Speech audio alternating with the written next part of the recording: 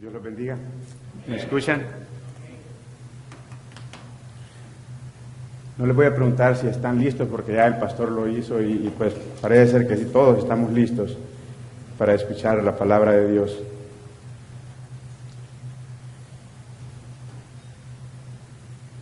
Les voy a pedir por favor que me acompañen a Hechos 4 y cuando lo encuentre, si se puede poner de pie por favor en reverencia a la palabra de Dios. Vamos a continuar con la serie que venimos estudiando, regresando a las sendas antiguas. El tema de hoy es el tema número 12. Se titula Primera persecución de la iglesia. ¿Ya están en Hechos 4? Vamos a leer hasta el 22. Ok. Hablando ellos al pueblo, vinieron sobre ellos los sacerdotes con el jefe de la guardia y del templo y los saduceos, resentidos de que enseñasen al pueblo y anunciasen en Jesús la resurrección de entre los muertos. Y les echaron mano y los pusieron en la cárcel hasta el día siguiente, porque era ya tarde. Pero muchos de los que habían oído la palabra creyeron, y el número de los varones era como 5,000. Aconteció al día siguiente que se reunieron en Jerusalén los gobernantes, los ancianos y los escribas, y el sumo sacerdote Anás y Caifás y Juan y Alejandro, y todos los que eran de la familia de los sumos sacerdotes. Y poniéndoles en medio les preguntaron, ¿con qué potestad o en qué nombre habéis hecho vosotros esto? Entonces Pedro, lleno del Espíritu Santo, les dijo, gobernantes del pueblo y ancianos de Israel, puesto que hoy se nos interroga acerca del beneficio hecho a un hombre enfermo, de qué manera éste haya sido sanado, sea notorio a todos vosotros y a todo el pueblo de Israel, que en el nombre de Jesucristo de Nazaret, a quien vosotros crucificasteis, y a quien Dios resucitó de los muertos, por él este hombre está en vuestra presencia sano. Este Jesús es la piedra reprobada por vosotros los edificadores, la cual ha venido a ser cabeza del ángulo, y en ningún otro hay salvación, porque no hay otro nombre bajo el cielo dado a los hombres en que podamos ser salvos. Entonces, viendo el denuedo de Pedro y de Juan, y sabiendo que eran hombres sin letras y del vulgo, se maravillaban, y les reconocían que habían estado con Jesús. Y viendo al hombre que había sido sanado, que estaba en pie con ellos, no podían decir nada en contra. Entonces les ordenaron que saliesen del concilio y conferenciaban entre sí diciendo, ¿qué haremos con estos hombres? Porque de cierto, señal manifiesta ha sido hecha por ellos, notorio a todos los que moran en Jerusalén, y no lo podemos negar. Sin embargo, para que no se divulgue más entre el pueblo, amenacémosles, para que no hablen de aquí en adelante a hombre alguno en este nombre. Y llamándolos, les intimaron que en ninguna manera hablasen ni enseñasen en el nombre de Jesús.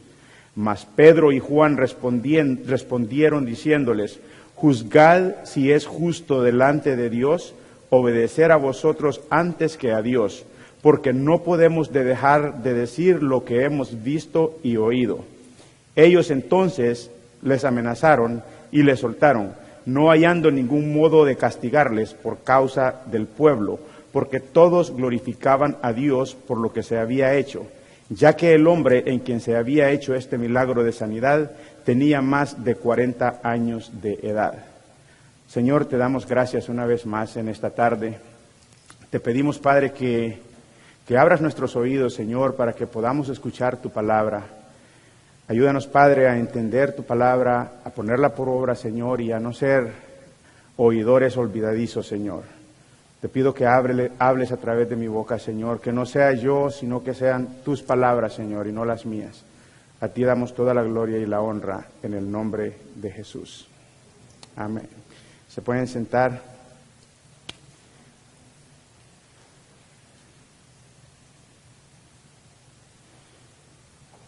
La semana pasada estuvimos estudiando el tema número 11 de la serie y el tema se titulaba Un llamado al arrepentimiento. La venida del Señor, la segunda venida del Señor será sin advertencia alguna. Está establecido en la Biblia que el día y la hora nadie lo sabe. Para lo cual debemos de estar preparados como si fuera a venir hoy. El pastor puso como ejemplo los desastres naturales que han ocurrido recientemente, tanto como el huracán y el terremoto en México. Y nos compartía que en cuanto al huracán, estamos advertidos de que va a pasar y dan un periodo de tiempo estimado en cuánto tiempo va a llegar a nosotros. Entonces eso nos da el tiempo suficiente para prepararnos y para recibirlo. En cuanto al terremoto, no hay advertencia. Sucede cuando uno menos lo espera. Y esto es lo mismo a la venida del Señor.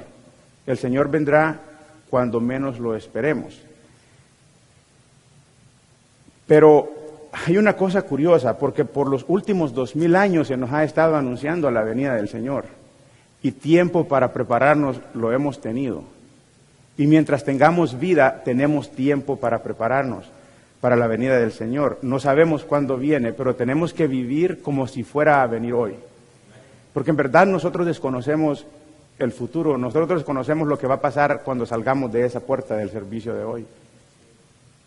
Por lo tanto, tenemos que estar preparados. Y no podemos decir de que hemos vivido sin advertencia que el Señor viene, aunque hay unos que se mofan de la segunda venida del Señor. No sé de dónde, pero sacan de... Hay uno que es, para mí es un comediante, y él habla, dice, ¿desde hace cuándo nos están predicando y Jesús no ha venido? ¿Y cuándo será que va a venir? Pero nosotros sabemos y conocemos que la segunda venida del Señor es una realidad.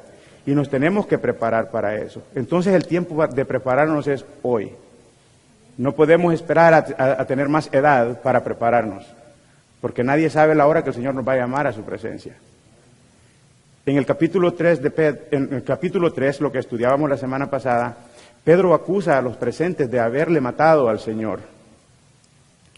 Les hace ver su culpa, pero de alguna manera justifica su falta diciéndoles de que él sabe que por ignorancia lo hicieron. Digo de alguna manera porque en realidad él no está justificando que por ignorancia lo hicieron, porque la ignorancia no hace inocente a nadie. El desconocer, si usted va en la carretera y usted va a 80 millas por hora y usted no vio el sign y el policía lo para y le dice ibas a 80 en un área de 55, que usted no haya visto el sign no lo hace inocente. En Oseas 4:6 dice, mi pueblo perece por falta de conocimiento. Ignorancia es falta de conocimiento. Entonces, no justifica el hecho de desconocer algo para violarlo. No lo justifica. Y ser ignorante de algo tampoco es una justificación de lo que ellos habían hecho. Pedro les dice, ustedes por ignorancia lo hicieron. Pero no es una justificación para ellos, porque eso no lo salva. Pero lo que se pone mejor es que Pedro, después de señalarle su pecado, les da una salida. Y después les dice, arrepentíos y convertíos. O sea, les dice les habla de Jesucristo, les dice que ustedes lo mataron, pero después les dice, arrepentíos y convertíos, para que sean borrados vuestros pecados. Esto es lo maravilloso de Dios, porque Él nos muestra nuestro pecado, no para condenarnos, sino para que procedamos al arrepentimiento. Dios en ningún momento nos va a mostrar nuestra naturaleza pecaminosa, nuestro pecado delante de Él, para que nos sintamos condenados.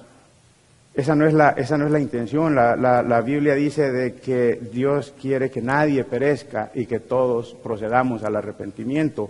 Entonces la razón, cuando somos confrontados a través de la palabra de Dios, cuando nuestro pecado es confrontado a través de la palabra de Dios, es para que procedamos al arrepentimiento, para que procedamos a buscar el perdón de Dios.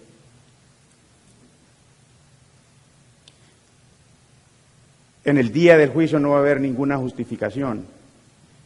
En el fin de los tiempos no habrá justificación. Nadie se podrá parar y decir, a mí nunca se me predicó del Evangelio. En Mateo 14 dice, y será predicado este Evangelio del reino en todo el mundo para testimonio a todas las naciones, y entonces vendrá el fin. O sea que el Evangelio va a ser predicado a todo el mundo. Hasta el final del capítulo 3, en el libro de Hechos,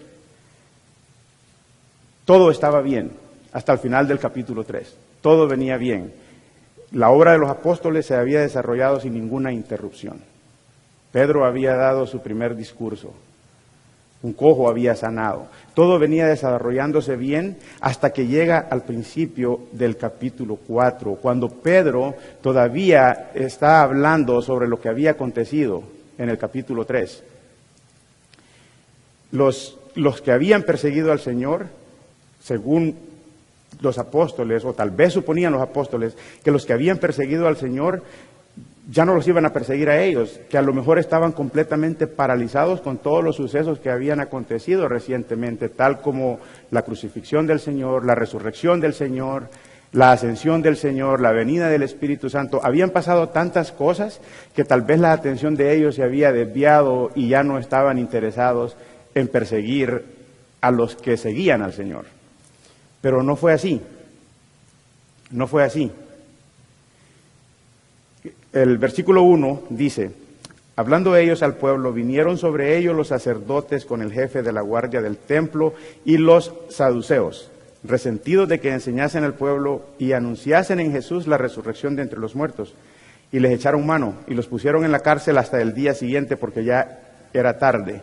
Pero muchos de los que habían oído la palabra creyeron, y el número de los varones era como 5,000. Dice el número de los varones, y ahí no habían solo varones. Habían mujeres, habían niños. O sea que si pusiéramos como un niño por familia, eran más de 10,000 personas las que habían creído las palabras de Pedro y Juan. Y entre estos tienen que haber habido saduceos, entre toda esta multitud que había ahí, entre todos estos que habían creído. Tal vez a Pedro y Juan no les sorprendió tanto la persecución religiosa, ya que el Señor Jesús también la había sufrido. Y ellos habían estado con él había sido víctima de esta persecución. Y él no fue perseguido por los gobernantes romanos de ese tiempo, él fue perseguido por los líderes religiosos de ese entonces, solo por la simple razón de hablar la verdad. Una verdad que sacó a luz lo errado de sus doctrinas. En muchas ocasiones el Señor les hablaba y lo de ellos era ley, y era hacer. Pero el corazón estaba lejos de Dios. Y es lo mismo que en la actualidad es lo mismo. Ahora el pastor decía, usted puede orar 24 horas al día, puede hacer, pero si no pone por obra la palabra de Dios, de nada sirve. Y esto era lo que ellos hacían, los religiosos de ese tiempo, todo era hacer. En la historia del joven rico, cuando se le acercó al Señor, le dijo, ¿qué debo hacer para alcanzar la vida eterna? Entonces estaban más centrados en hacer, pero no en cambiar, no en que ese cambio del corazón sucediera. Eso no era del interés de ellos. Al Señor confrontarlos y exponer lo errado de sus doctrinas, eso hacía tambalear sus estructuras.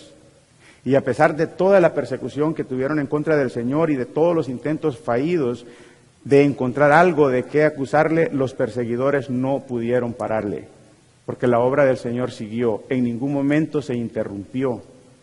Un cojo de nacimiento había sido sanado, y esto provocó gran revuelo entre los presentes. Había mucha admiración entre la gente que ahí estaba, un cojo sano por completo, y ellos lo conocían. Dice que lo ponían en la puerta del templo para que pidiera limosna, o sea que todos los que iban a ese templo lo veían. Entonces sabían quién era y lo habían visto cojo y después lo ven sano y ven esa sanidad, pues eso causó un gran revuelo, lo que instó a Pedro a darles una explicación de lo que ahí había pasado. Y Pedro les preguntó, ¿por qué se maravillan de esto? ¿Qué les sorprende de esto que han visto? Y en medio de esta explicación, Pedro habla de la resurrección del Señor. Y es precisamente esto lo que causa que sean arrestados. No el hecho que había sanado un cojo, que un cojo había sido sanado. Lo que causa que los arresten es hablar de la resurrección del Señor. Ya que los saduceos no creían en la resurrección. Esta era una secta religiosa, una secta judía que no creía en la resurrección de los muertos, y que alguien predicara sobre la resurrección retaba abiertamente sus creencias. En esos tiempos, los saduceos Era una secta judía muy influyente, ya que eran considerados los miembros de la clase social alta. Y como que eso no cambia, la clase social alta siempre tiene cierto punto de arrogancia, de orgullo. Entonces, estos eran considerados la clase social alta de esa época. Además, eran el partido político de los sacerdotes. Pero cuando en sus comienzos comenzaron como un partido político, pocas veces interfirieron en las enseñanzas del Señor. Casi no vemos a los fariseos cuestionando al Señor. Perdón, a los saduceos. Los que siempre lo hacían eran los fariseos, pero no los saduceos. Muy pocas veces nos encontramos con ellos cuestionando al Señor. Para mí la más relevante es cuando fueron y le preguntaron sobre la resurrección.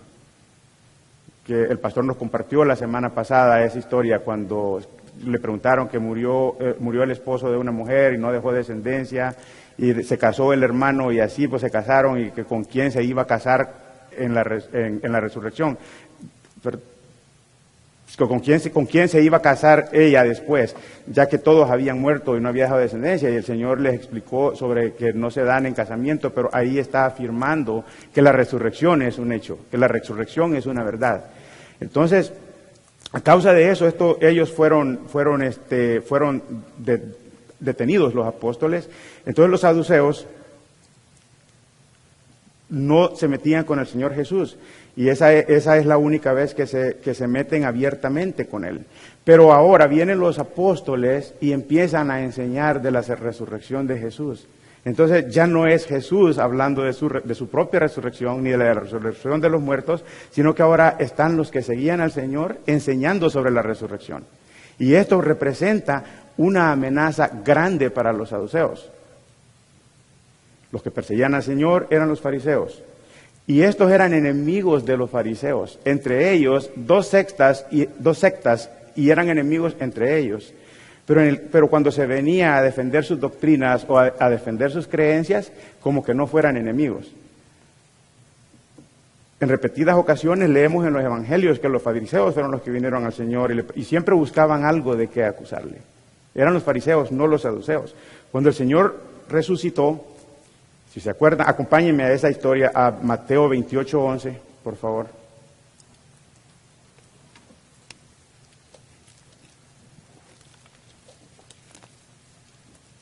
Mateo 28:11. Dice, mientras ellas iban, he aquí unos de la guardia fueron a la ciudad y dieron aviso a los principales sacerdotes de todas las cosas que habían acontecido. ¿Qué era lo que había acontecido? Esto fue cuando las mujeres iban a la tumba del Señor y un ángel del Señor descendió a remover la piedra y los guardias se asustaron y quedaron como muertos. Eso era lo que había sucedido. Entonces dice, de todas las cosas que habían acontecido, reunidos con los ancianos y habido consejo, dieron mucho dinero a los soldados diciendo, decid vosotros, sus discípulos vinieron de noche y lo hurtaron, el cuerpo del Señor, estando nosotros dormidos, y si esto lo oyere el gobernador, nosotros le persuadiremos y os pondremos a salvo. Y ellos, tomando el dinero, hicieron como se les había instruido. Este dicho se ha divulgado entre los judíos hasta el día de hoy. Esto deja claro que los saduceos sabían que el Señor había resucitado. Los guardias sabían que el Señor había resucitado, pero sin embargo esto no hizo que ellos cambiaran su doctrina, cambiaran su enseñanza y dejaran de enseñar de que no hay resurrección de los muertos. Y trataron de alguna manera, sobornando a los guardias, trataron de alguna manera tapar un hecho pero tan relevante que era imposible tapar. Era imposible. Pretendían de esta manera tapar este hecho tan importante que contaba con testigos visuales. Habían testigos, el Señor se les apareció a los apóstoles, estuvo con ellos. Entonces era imposible negar el hecho de la resurrección del Señor. Ni con todo el dinero del mundo que le hubieran pagado a toda la gente para que se callara, era imposible. Habían testigos visuales y habían también gente que seguía al Señor. Gente que era fiel al Señor. Cuando el ángel del Señor descendió y removió la piedra de la tumba, los guardias estaban ahí y dice la palabra que quedaron como muertos. Después de los saduceos sobornar a los guardias, tratar de tapar el hecho de la resurrección, tenemos a los apóstoles ahora predicando acerca de la resurrección. A esta instancia ya todos sabían que la doctrina de la resurrección era una verdad. Ya aquí ya se había propagado por toda la gente que había estado en la ascensión del Señor, toda la gente que lo vio. Entonces había mucha gente que sí lo habían visto vivo después de que había muerto. Entonces ya era evidente la resurrección. Cualquier doctrina que ellos hubieran enseñado, los apóstoles, era irrelevante para ellos, pero no iban a tolerar que se enseñase sobre la resurrección, porque esa era una de las doctrinas más importantes de sus creencias. Pienso yo que no podían aceptar esta doctrina, porque eso echaría por el suelo su doctrina, hablando de la doctrina de la resurrección. Si ellos la aceptaban, era como lo que nosotros hemos enseñado es una mentira. Y es difícil ponerse en ese lugar y corregir lo errado que se ha estado enseñando ante una congregación. Pero entonces ellos pensaron en que tenían que hacer algo para frenar la enseñanza de esta doctrina, detener la continuidad de la enseñanza de la doctrina de la resurrección. Cuando los apóstoles empiezan a predicar sobre la resurrección, comienzan los dolores de cabeza para los saduceos. Comienzan los problemas, tanto para ellos como para los apóstoles. Y comienza la persecución de la iglesia, al ser ellos arrestados y puestos en la cárcel. Los saduceos, ¿por qué estaban resentidos? Resentidos simple y sencillamente por el hecho de que se seguía enseñando sobre la resurrección. Y al hacerlo, refutaban una de las creencias fundamentales de ellos. Y esto de alguna manera ponía en tela de juicio su autoridad como líderes religiosos. Podían haber sido cuestionados por los miembros de la congregación que también creían igual que ellos. Alguien podía venir y decirle, mira, ¿cómo es que estos predican de que hay resurrección? Y eso no es lo que nosotros hemos aprendido, eso no es lo que ustedes nos han enseñado. Entonces, obviamente, iba a poner en tela de juicio su autoridad como líderes religiosos. Y procedieron a arrestarlos y ponerlos en la cárcel de inmediato, para parar así, según ellos, la continuidad. Pero ya muchos habían creído las palabras dichas por Pedro y Juan. La Biblia dice que los pusieron en la cárcel hasta el siguiente día, porque ya era tarde. Entonces ellos pasaron la noche en la cárcel. Pedro y Juan pasaron la noche en la cárcel. El Señor enseñó sobre la resurrección. Los apóstoles enseñaban sobre esta también, ya que ellos eran los testigos de que el Señor había resucitado. Y no me cabe duda de que los saduceos también sabían que Dios le había levantado de entre los muertos, porque era tan evidente que ellos, es imposible negarlo, era imposible para ellos negarlo. Y al haber resucitado el Señor anulaba por completo la doctrina de que no había resurrección. Pero ¿a qué se debía entonces de que ellos opusieran tanta resistencia a la enseñanza de esta doctrina o a aceptar esta doctrina? ¿O por qué se sentían tan ofendidos de que se enseñara sobre la resurrección? Hay muchos factores que podemos considerar y los podríamos comparar con la actualidad.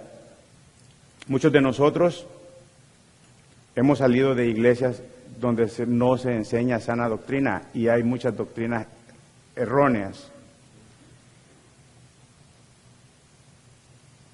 Las iglesias donde se enseñan estas doctrinas, muchos de nosotros hemos quedado tal vez de amigos de los pastores que están en esas iglesias o seguimos en contacto con ellos, y al nosotros venir a la verdad, nosotros queremos compartir esa verdad que en realidad nos ha hecho libres, como dice la Biblia. Pero nos encontramos con oposición de parte de a quienes se los compartimos, porque no quieren aceptar que están en el error. Pero esto puede llevar a otras cosas. ¿Qué razones pueden haber para que una persona no quiera aceptar la verdad que está en la Biblia? ¿Qué puede llevar a un predicador, a un pastor, a negarse a aceptar algo que está en la Biblia, que no es doctrina de hombre, sino que es una doctrina netamente bíblica? Y una de las razones, y yo creo que es la más grande, es el orgullo. El orgullo, la soberbia, la arrogancia. eso no les permite aceptar que están en el error. Y tal vez no es que no se den cuenta, pero cuando a mí me predicaron por primera vez el Evangelio, yo puse resistencia, pero lo que me dijeron quedó en mí. O sea, quedó y uno empieza a pensar lo que me dijeron. Entonces, yo pienso que al uno compartir esta verdad a estos pastores o predicadores, no es que no se den cuenta que les estamos hablando una verdad, no es que no se den cuenta, pero creo que vienen otros factores que tienen influencia sobre esto, y uno de esos, el orgullo. ¿Cómo se para alguien delante de la congregación y les dice todo lo que les he enseñado este tiempo no es correcto, no es bíblico? Aunque aparentemente es bíblico, porque se tocan versículos bíblicos, se malinterpretan y se enseñan. Entonces, ¿cómo un pastor, cómo un predicador se para delante de una congregación y les dice todo lo que yo les he enseñado no es bueno, vamos a comenzar de cero? ¿Cuál es el peligro de eso? El peligro de eso es que la congregación quede vacía. Y por ende, sus ingresos se van a ver afectados. Entonces es más fácil continuar en el error, seguir enseñando el error, aunque algo muy dentro les diga que están equivocados, pero se continúa en el error. Entonces, no es nada diferente con los saduceos. ¿Cómo ellos podían decir la resurrección sí existe? Jesucristo resucitó. Entonces eso lo iba a llevar a reconocer a Jesucristo como el Hijo de Dios, a reconocer todas las enseñanzas de Él. Entonces, pero ¿cómo le cambias la mente a tanta gente cuando por años se les ha venido enseñando algo que está equivocado, algo que no es como se les ha enseñado? No es tan fácil como quitarle un chip y poner otro chip, no es así de fácil, es difícil. Y para mí, a quien lo haga, tiene que tener muchos pantalones y pararse en una congregación y decir, les he enseñado error, pero lo voy a corregir y les voy a enseñar la verdad que está en la Biblia. No es fácil hacerlo. Los saduceos, pues ellos no iban a cambiar sus enseñanzas. Era más fácil, según ellos, parar la continuidad de la doctrina de la resurrección, porque ellos también, como los pastores actuales o líderes actuales, se encontraban en esa encrucijada. ¿Cómo decirle ahora a la congregación? ¿Cómo le explicamos a la congregación que la doctrina de la resurrección es una verdad? Aceptarla cambiaría toda su enseñanza por completo. En primer lugar, aceptarla significaría aceptar también que hay un juicio. Y si hay un juicio ante el cual todos compareceremos, obligadamente hay inocentes y culpables. Y los culpables van para el infierno y los inocentes van a la presencia de Dios. Entonces, aceptar todo esto cambia el panorama por completo, porque si no hay resurrección, como dice Pablo, si Cristo no resucitó, vana entonces es nuestra predicación, vana también es nuestra fe. Primera de Corintios 15:14. Pero Pablo va más allá. En el versículo 18 de Primera de Corintios 15 dice, entonces también los que durmieron en Cristo perecieron. O sea que perecieron, la palabra perecer, esta palabra es bien importante.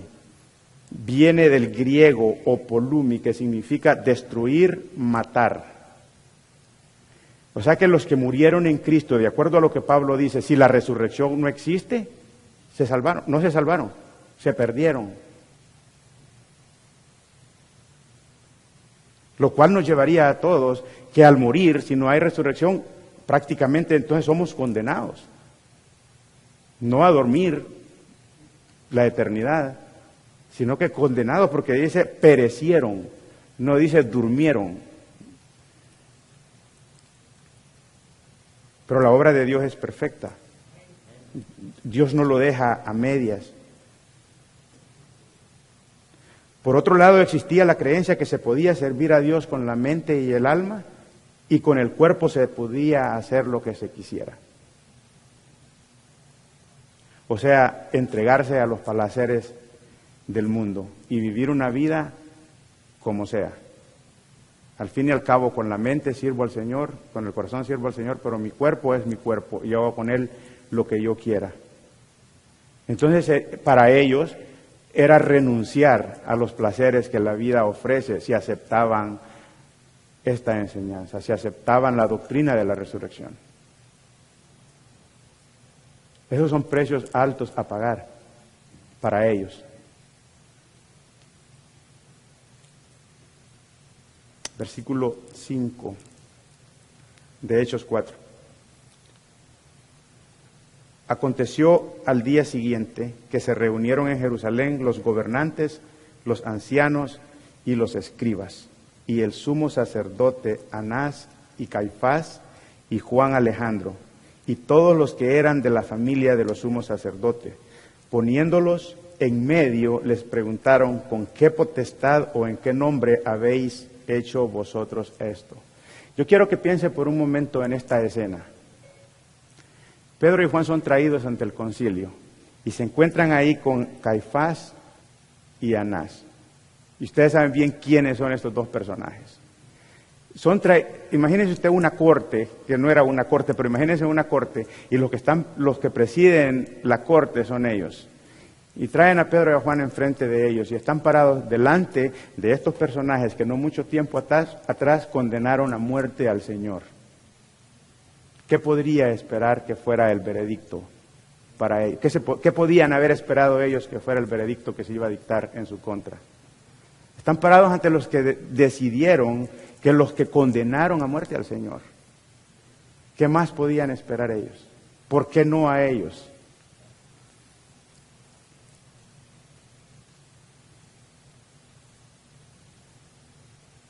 Comienzan a interrogarlos. En realidad el interrogatorio, el propósito del interrogatorio no es averiguar en qué nombre, esas son las preguntas que hacen, ¿no? El propósito del interrogatorio es llegar a un punto donde podrían encontrar algo de qué acusarles y cómo castigarlos. Comienzan a interrogarlos, a ellos no les importa que una persona ha sido sanada, eso es irrelevante. Eso no tiene importancia, pero sí demandan saber con qué derecho o con qué autoridad habían hecho lo que hicieron o en nombre de quién lo habían hecho.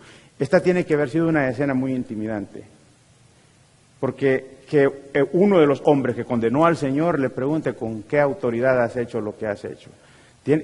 Yo pienso que tiene que haber sido, yo me hubiera muerto antes que me condenaran a muerte, al estar parado ante esas personas, porque si vemos...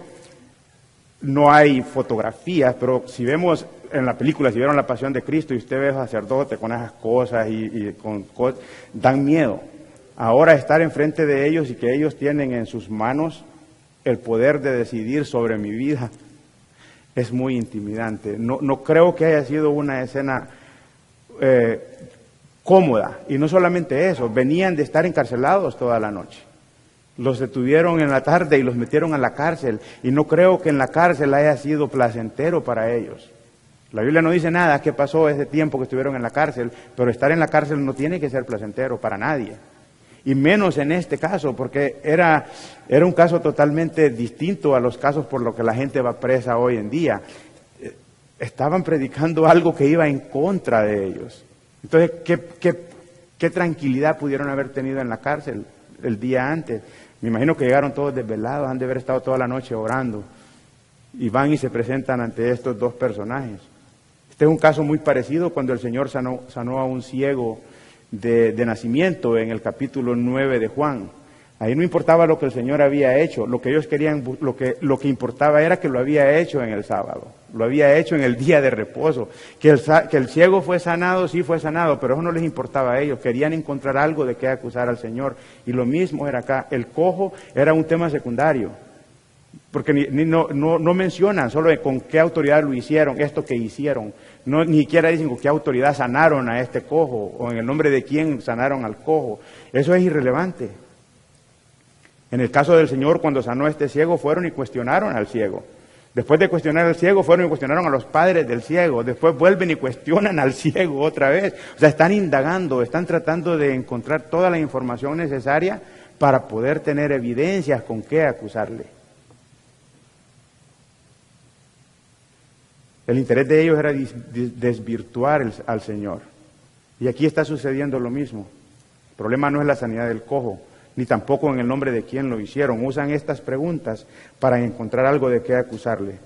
Pero su objetivo principal era frenar la enseñanza acerca de la resurrección. Ese era el problema que ellos tenían. Esto no se puede seguir enseñando, tenemos que encontrar la manera de frenarlo.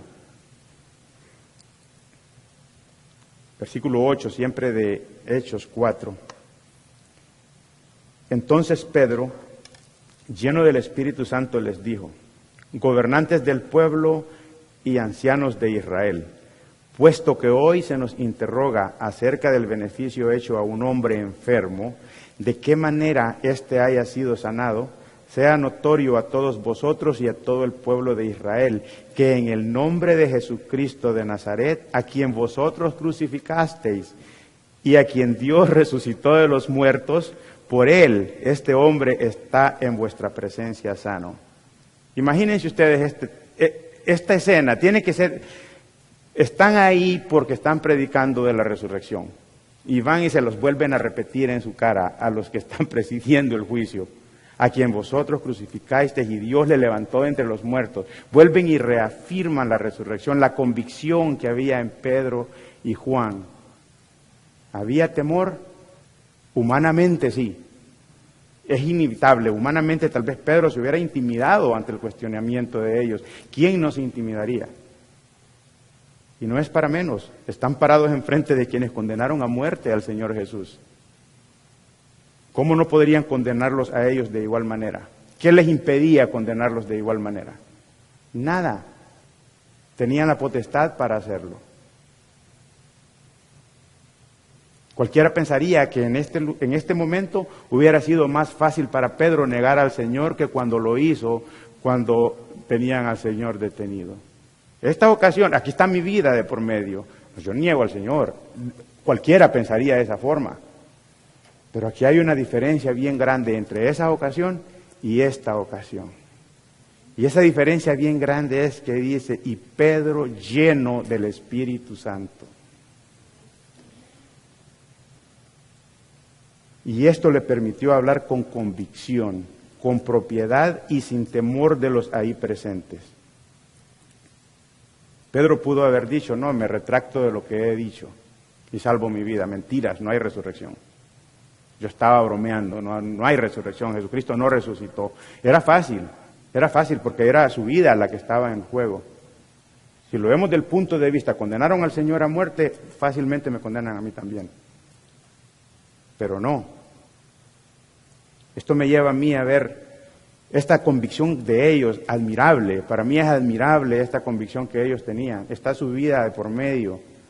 Pero la convicción de ellos no cambia. En Mateo 10:39, no lo tiene que buscar, dice, y esto es el Señor Jesús hablando, el que haya su vida la perderá, y el que la pierde por mí, y el que pierde su vida por causa de mí, la hallará.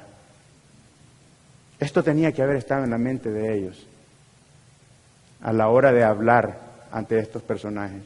Mateo 16:25 también dice, porque todo el que quiera salvar su vida la perderá, y todo el que pierda su vida por causa de mí, la hallará.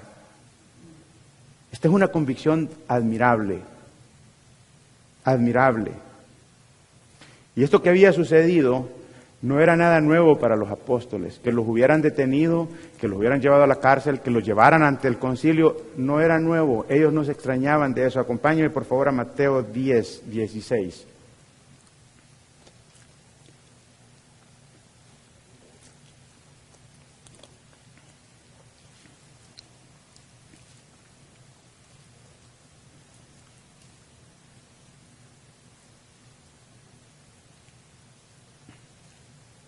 Mateo 10:16. Si tiene Reina Valera, arriba dice persecuciones venideras. He aquí yo os envío como ovejas en medio de lobos. Sed pues prudentes como serpientes y sencillos como palomas. Y guardaos de los hombres, porque os entregarán a los concilios y en sus sinagogas os azotarán. Y aun ante gobernadores y reyes seréis llevados por causa de mí, para testimonio a ellos y a los gentiles. Mas cuando os entreguen, no os preocupéis por cómo o qué hablaréis, porque en aquella hora os será dado lo que habéis de hablar, porque no sois vosotros los que habláis, sino el Espíritu de vuestro Padre que habla en vosotros. ¿Qué causó que ellos hablaran así? Que Pedro se defendiera de esa forma, el Espíritu Santo. Y ellos sabían de estas persecuciones, o sea, eso no fue nuevo, que los arrestaran no fue nuevo, para nada. Ellos ya habían sido advertidos por el Señor. El Señor se los había dicho, esto les va a pasar. En una ocasión les dijo también, a ustedes los odiarán, a mí también me odiaron, a ustedes los odiarán. Entonces no eran cosas nuevas. En otras palabras, como la noche que estuvieron presos, antes de presentarse ante el concilio en la mañana, yo pienso que ellos no estuvieron pensando, ¿y qué vamos a decir allá? O tratando de hacer, ¿qué argumento vamos a presentar en nuestra defensa? Si tenían esto claro, no os preocupéis por lo que habéis de decir. Y es el Espíritu de Dios el que nos equipa para eso. En el caso de nosotros, tal vez nosotros nunca vamos a estar ante un concilio para presentar defensa de nosotros, en algo relacionado a esto, por predicar el Evangelio. Gracias a Dios que no tenemos persecución. Pero esto se puede aplicar a nuestra vida cuando se nos presenta una oportunidad para presentarle el Evangelio a alguien y ¿qué le digo? No, es que no es lo que yo le diga, es que no soy yo el que voy a hablar, es el Espíritu de Dios a través de mí el que va a hablar. Yo no puedo convencer a nadie. Entonces Pedro se dirige a los que presiden sin temor alguno. El tono de su respuesta muestra que él no era intimidado por esta corte ni por los personajes notorios que ahí se encontraban. Y se prepara para presentar su defensa. ¿Cómo era posible que estaba siendo cuestionado por haber hecho un beneficio a un enfermo? O sea, ¿en qué cabeza cabe de que me cuestionan por haber hecho un beneficio a alguien que necesitaba? Entonces les declara que este hombre fue sanado en el nombre de Jesús de Nazaret. No sin antes decir, sepan y entiendan ustedes, a los que presiden la corte y a todo Israel, que este hombre fue sanado en el nombre de Jesús de Nazaret. ¿Qué nos intimida a nosotros para hablar de Dios? ¿Qué nos puede intimidar? No somos perseguidos, no nos van a meter presos al hablar de Dios. ¿Qué nos intimida? ¿Qué nos refrena de compartir el Evangelio? ¿Críticas? ¿Rechazo? ¿Temor al rechazo? ¿Qué es lo peor que nos puede pasar? Que nos rechacen. Pedro estaba con su vida en la línea, mas sin embargo les predica a los de la corte, les presenta el Evangelio. Aún con su vida en la línea, no se detiene. Pero a nosotros, ¿qué nos impide? ¿Qué hay que nos pueda intimidar tanto para presentar el Evangelio? Si alguien no nos pone atención, ¿y qué con eso? O si algún amigo ya no quiere volver a hablar con nosotros porque le compartimos del Señor, entonces no era amigo. Entonces, ¿y qué hay con eso? Nada. No nos van a meter a la cárcel, hasta hoy es permitido, y gloria a Dios por eso. Esta especie, estos apóstoles, se extinguió hace mucho tiempo, o está en peligro de extinguirse. Pedro aprovecha también esta ocasión para predicar el Evangelio. Aprovechamos nosotros toda ocasión que nos presenta. Mire que Pedro está aprovechando una ocasión no muy placentera. Está en una corte y les está predicando a los que lo van a condenar, a los que van a dictar sentencias sobre él. Nosotros no hemos estado nunca en una situación de esas, yo creo. Yo nunca he estado en una situación de esas y no creo que estaría, porque no hay persecución. Aquí la iglesia comienza a ser perseguida. Comienza la persecución a la iglesia.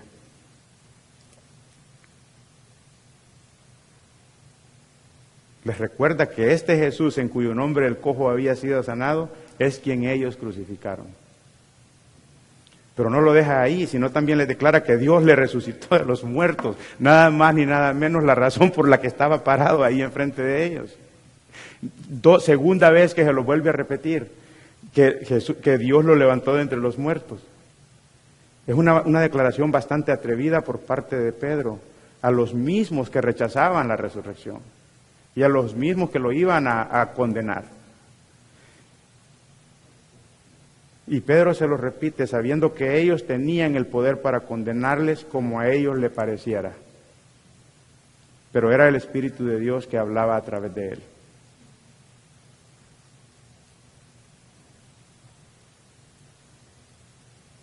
Versículo 11.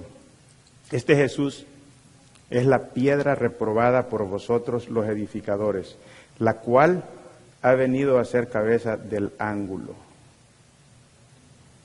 En verso 11 Pedro cita el Salmo 118, el versículo 22. La piedra que desecharon los edificadores ha venido a ser cabeza del ángulo. Pedro aquí en este caso señala a ellos, a los líderes religiosos, como los edificadores, quienes abiertamente rechazaron todas las enseñanzas del Señor y que ahora trataban de detener la continuidad de las enseñanzas del Señor.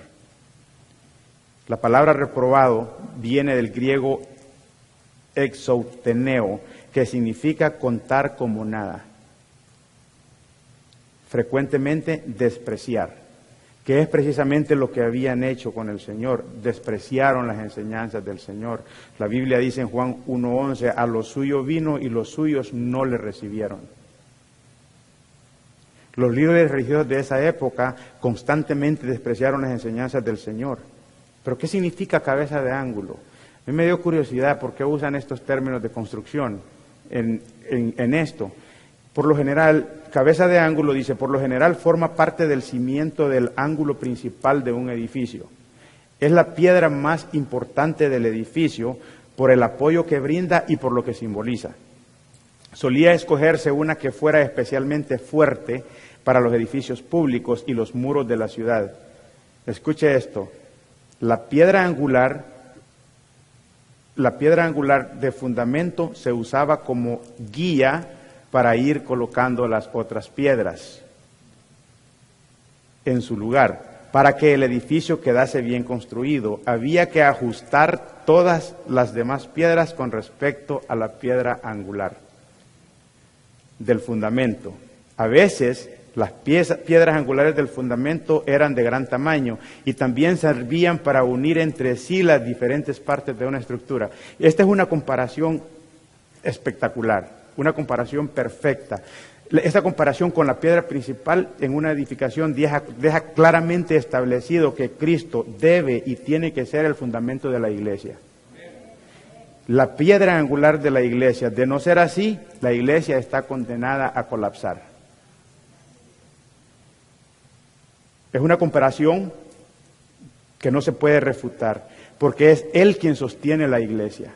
Lo que dice que en base a esa piedra se iban ajustando las demás piedras. ¿A quién es que nos tenemos que ajustar nosotros?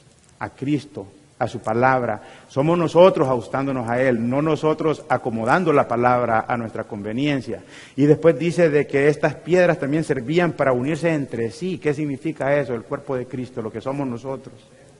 Estamos unidos nosotros en Cristo. Nosotros estamos al servicio de Él, por eso somos nosotros que tenemos que ajustar nuestras vidas de acuerdo a su estándar, no de acuerdo al nuestro, porque Él no está a nuestro servicio, somos nosotros que estamos al servicio de Él. Trayéndolo al ámbito personal, ¿es Jesucristo nuestro fundamento? ¿Es la base de nuestra vida? ¿Estamos nosotros edificando bien sobre el fundamento que ya sabemos que es Cristo?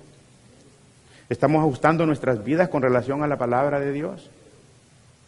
¿O estamos haciendo lo contrario y ajustamos la palabra de Dios de acuerdo a nuestra conveniencia?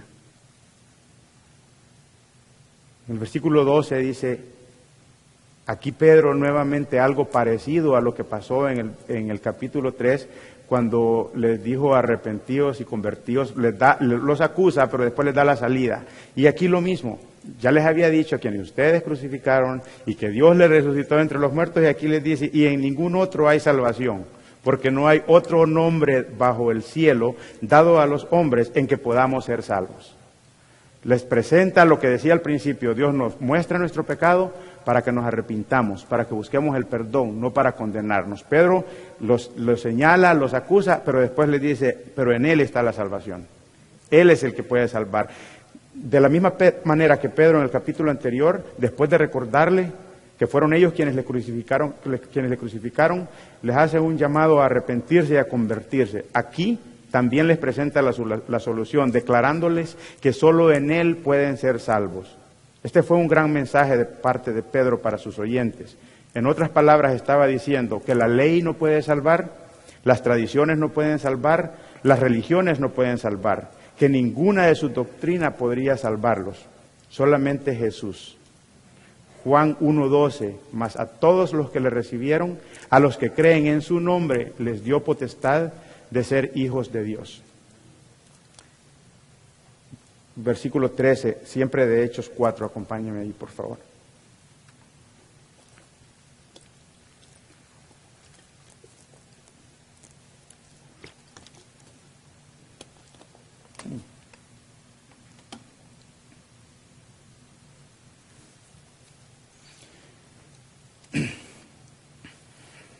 ¿Ya están ahí? Entonces, viendo el denuedo de Pedro y de Juan, y sabiendo que eran hombres sin letras y del vulgo, se maravillaban y les reconocían que habían estado con Jesús. Y viendo al hombre que había sido sanado, que estaba en pie con ellos, no podían decir nada en contra. Las personas del concilio conocían a Pedro y a Juan, y sabían que no eran personas que ostentaran algún título académico o alguna educación especial, eran personas corrientes. Y esto causa en ellos que se sorprendieran de la forma con la cual se expresaban ante ellos. Sabían que habían estado con el Señor. Tenían ahí la evidencia del milagro que había sucedido. Era imposible negarlo. No es necesario que tengamos un nivel académico alto para compartir del Señor. No es necesario. Eso no es justificación para no compartir la palabra de Dios. Pedro y Juan no eran, dice que eran sin letras. Yo no sé hasta qué punto, hasta qué educación tenían, pero si dice que eran sin letras, a mí me da la impresión es que no sabían leer. Pero más sin embargo, el Espíritu Santo que moraba en ellos, hacía estas cosas a través de ellos. Entonces no es justificación, porque yo no tengo un doctorado en teología, yo no puedo compartir el Evangelio, no es justificación. Mentira. O porque soy nuevo en la fe. Mentira. Lo poquito que sabemos, eso tenemos que enseñar. Eso tampoco nos libra de no enseñarlo, porque la comisión fue para todos, no solo para los que saben mucho.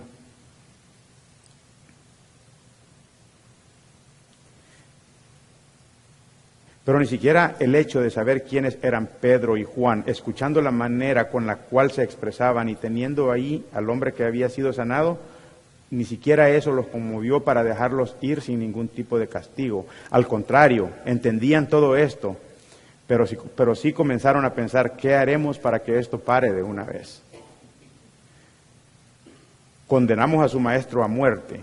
Los traemos ante nosotros para intimidarlos y aún así no tienen temor de nosotros. Tenemos que hacer algo. Estos eran los pensamientos de ellos.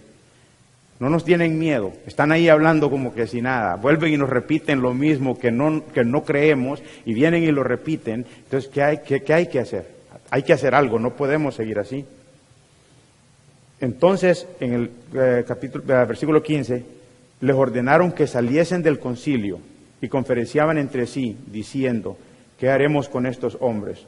Porque de cierto señal manifiesta ha sido hecha por ellos, notoria a todos los que moran en Jerusalén, y no lo podemos negar. Sin embargo, para que no se divulgue más entre el pueblo, amenacémosles, para que no hablen de aquí en adelante a hombre alguno en este nombre. Si por las buenas no entendieron, vamos a hacerlo por las malas. Los vamos a amenazar. Las opciones sobre la mesa eran limitadas, o mejor dicho, no habían opciones. Dios había hecho un milagro a través de los apóstoles que era imposible tapar, ya que todos los presentes habían sido testigos. Los saduceos dijeron, notorio a todo Jerusalén, o sea que toda la gente sabía de esto que había sucedido. Era imposible tapar, ya que todos los presentes habían sido testigos de esto. Se les ocurre la brillante idea de amenazarlos para que no hablaran más a nadie en el nombre de Jesús, para que dejaran de predicar en el nombre de Jesús. Ni aun los saduceos de aquel entonces pudieron negar que un milagro había sido hecho en aquel hombre enfermo en el nombre de Jesús. Como no los habían podido callar por las buenas, decidieron hacerlo con amenazas, confiando en que los apóstoles estarían de acuerdo por temor a ellos. Pensaron quizás que ahí detendrían la propagación del Evangelio. Lo que sucede después en el versículo 18, y llamándolos les intimaron que en ninguna manera hablasen ni enseñasen en el nombre de Jesús. Mas Pedro y Juan respondieron diciéndoles: juzgad si es justo delante de Dios obedecer a vosotros antes que a Dios, porque no podemos dejar de decir lo que hemos visto y oído.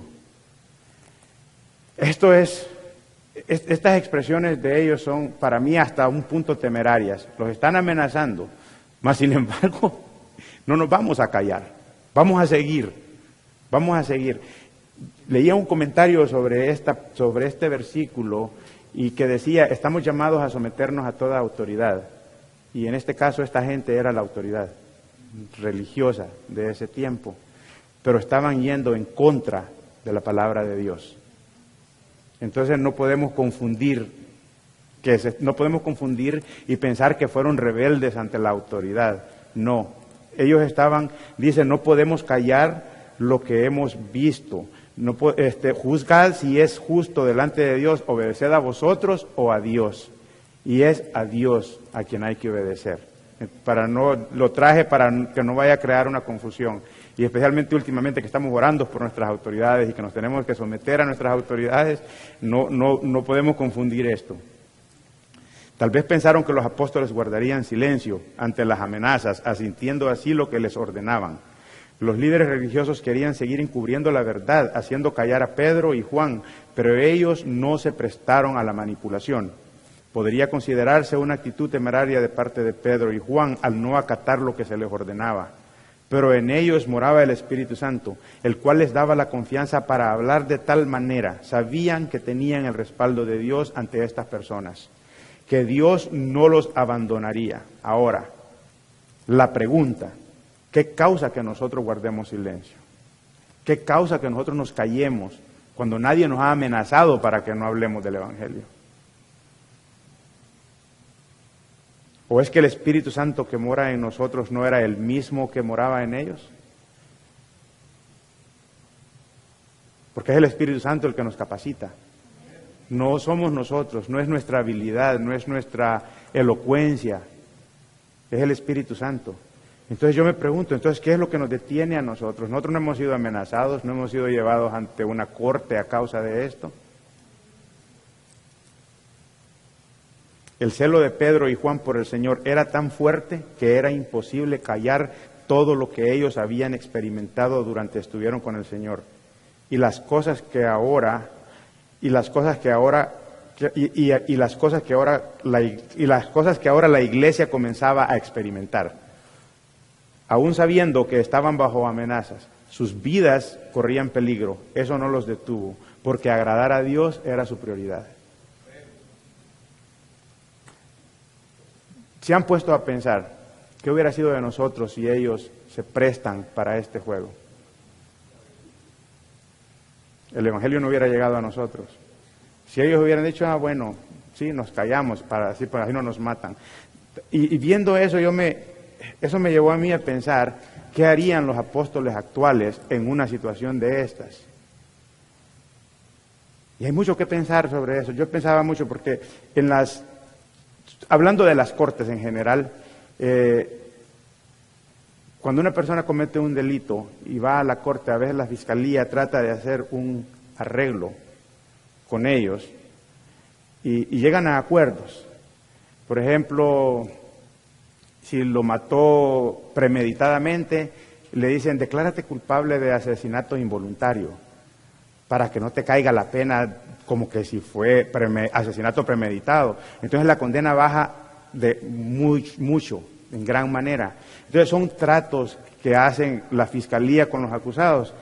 También una vez vi un caso de una gente de Nueva York que habían cometido muchos delitos, muchos fraudes y muchas cosas. Entonces uno de ellos estuvo de acuerdo en tirar al ruedo a todos los demás a cambio que él le dieran inmunidad completa. Y aparte de eso pidió, pero me dejan que me quede con lo que yo tengo. Y la corte se lo permitió porque para ellos era más importante apresar a los demás y no a que no era tan grande como los otros. Entonces esos son los arreglos que en las cortes se llega. Acá vemos a Pedro y a Juan, no les ofrecieron ningún arreglo. Mas, sin embargo, tampoco ellos se dieron a nada. Tampoco ellos dijeron, pero mira, no podemos como encontrarnos en el medio. Nosotros dejamos de hablar de esto, pero ustedes en ningún momento. Entonces, ¿qué pasaría con un apóstol actual ante una situación de esta? No predico más de la resurrección, pero sigo predicando de la prosperidad. O sea, ¿me dejas que me quede con todo lo que ya tengo y me callo y cierro la iglesia? Es para pensar. Entonces, por eso cuando dije al principio, esta especie está en peligro de extinción o ya se extinguió. Porque para mí no es fácil pararse ante esta gente y seguir defendiendo el Evangelio, seguir hablando de lo que los llevó en primer lugar a estar ahí parados delante de estas personas. Y se lo volvieron a repetir a ellos mismos, sin temor. Pero era porque el Espíritu de Dios estaba con ellos, estaba en ellos.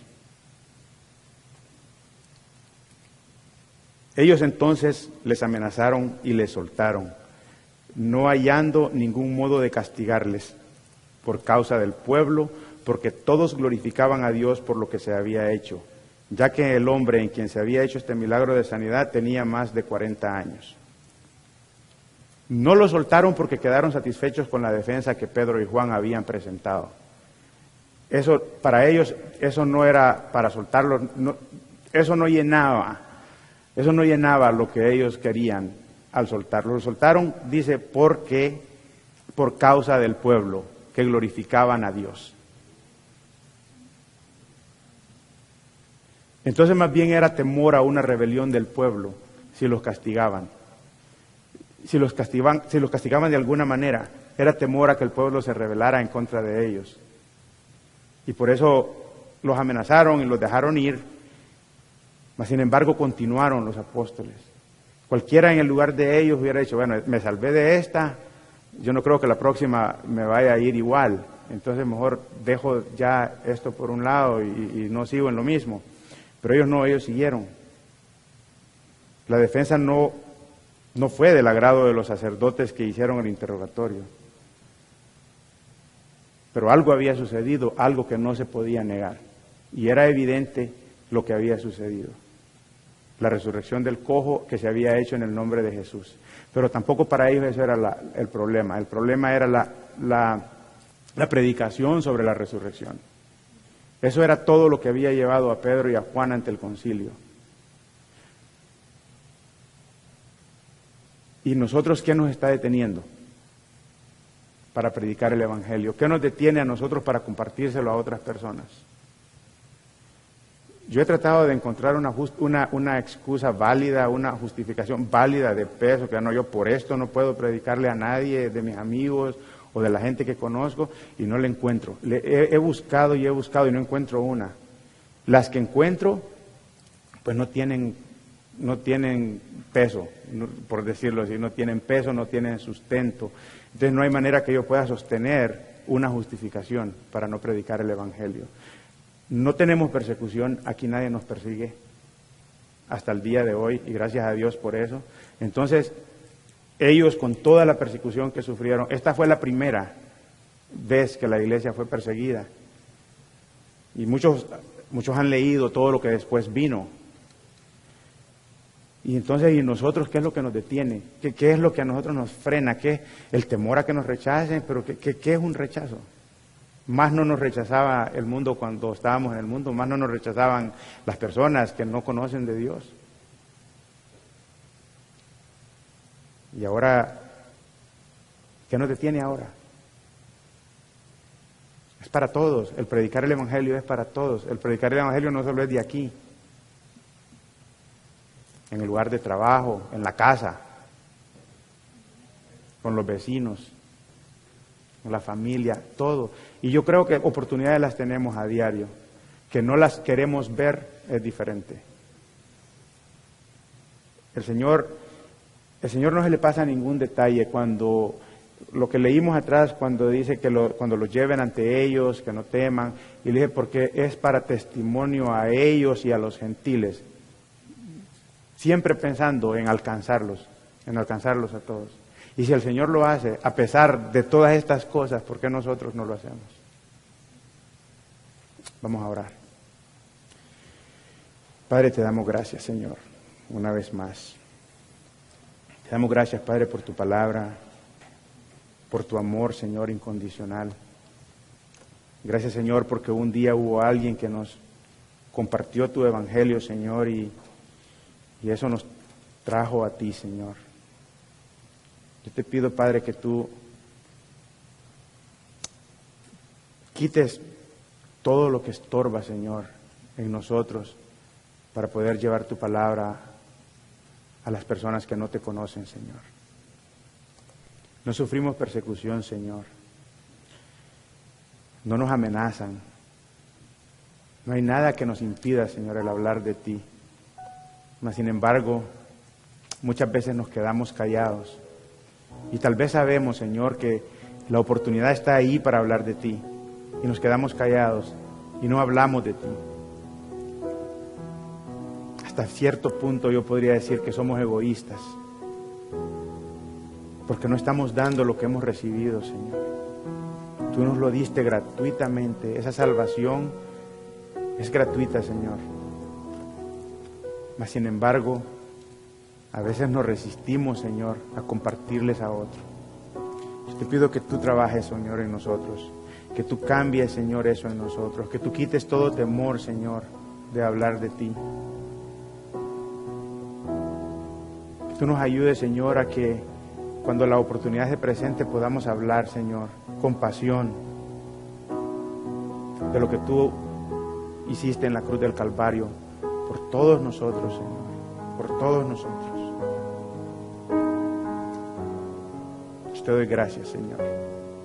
Te doy gracias por alcanzarnos, por habernos atraído hacia ti, Señor,